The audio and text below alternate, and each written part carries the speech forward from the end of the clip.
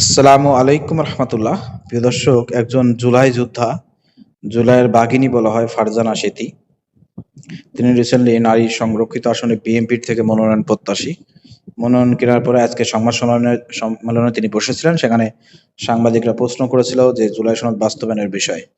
তখন তিনি জানিয়ে দিয়েছেন যে জুলাই সনদের পক্ষে তিনি কাজ করবেন না, এবং তিনি জুলাই সনদের পক্ষেও ছিলেন না, এবং জুলাই সনদের পক্ষেও তিনি ছিলেন না।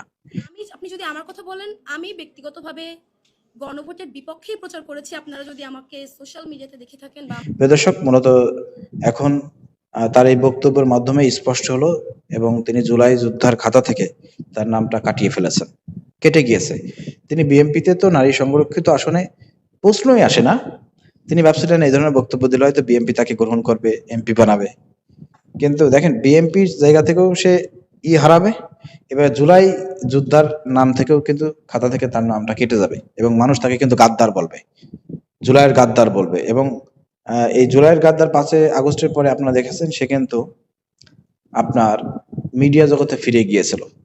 আমরা দেখেছি তার সোশ্যাল মিডিয়ায় অনেক অশ্লীল অঙ্গ ভঙ্গিময় সে অনেক মুভি করতেছে, ফিল্ম করতেছে, নাটকে শুট করতেছে, ফিল্মে শুট করতেছে, যেখানে তাকে একদম অশ্লীল ব্যয়াপনা, নির্লজ্জতা সর্বোচ্চ পর্যায়ে তিনি চলে গিয়েছেন।